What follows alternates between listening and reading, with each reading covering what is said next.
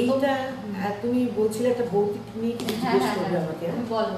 এটা একটা আমার জীবনের ঘটনা কিন্তু, হ্যাঁ। এবং আজ পর্যন্ত বেশ 20 বছর 22 বছর হয়ে গেছে, আজ পর্যন্ত এর কোনো উত্তর আমি পাইনি। আচ্ছা। একবার আমরা গেছিলাম ইয়েতে গ্যাংটক। আচ্ছা। তো গ্যাংটকে গেছি, তখন ভীষণ ভিড়। আমার জামাইয়ের মেয়ের তখন নতুন বিয়ে, কিছুদিন হলো বিয়ে হয়েছে, নাতি হয়েছে ছোট্ট। তো গ্যাংটকে গেছি আমরা, জামাইয়েরই বন্ধুর হোটেল খুলেছে ওখানে, সেখানে এখান থেকে বুক করে দিয়েছে, কিন্তু সেটা সিজনের সময় বলে না, ভীষণ ভিড় তখন।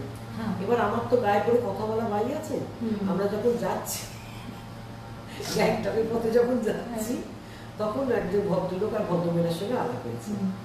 তা তাদের আমরা জিজ্ঞেস করেছি, এই কথা বলতে বলতে তাদের কোনো বুকিং নেই।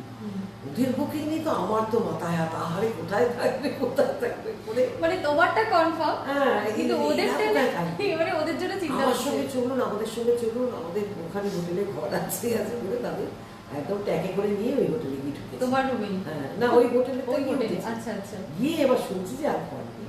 আচ্ছা। ঘর নেই বলতে আমাদের দুটো ঘর বুক করা ছিল, একটা মেয়ে জামাইরা আর একটা আমি বর। তখন বলছে যে ওই একটা ঘর যদি ওদের দিয়ে দেওয়া হয়, তখন এবার একটা ডবল বেড ঘরে আমরা 4 জন বাচ্চা নিয়ে কোথা থেকে থাকবো। আমি চুপ করে বসে আছি, মেয়ে আস্তে আস্তে দাঁত থেকে ঝাড়ছে, বড় আমাদের গড়বড় করে দেখছে, আমি চুপ করে বসে আছি। তারপরে অনেকক্ষণ পরে বেরোলো যে এরকম একটা ডরমিটরি পাওয়া যেতে পারে, আচ্ছা, 6টা বেডের। তাই মিনমিন করে ঠিক আছে। তো ডরমিটরি ঢুকলাম, এরকম সিঙ্গেল বেড 6খানা।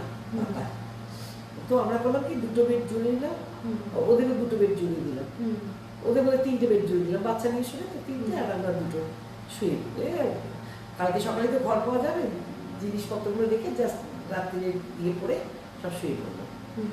হঠাৎ মাঝরাত্রিরে দেখছি বর হ্যাট হ্যাট করছে।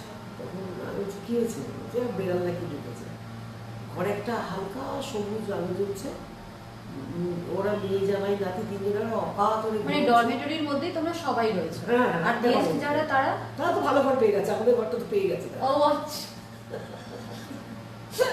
কি মুশকিল ব্যাপার। ওই ডরমিটরিটা 6টা বেডের ডরমিটরি আমরা নিয়েছি। আচ্ছা, তুমি পুরো স্যাক্রিফাইস করে দিয়েছো।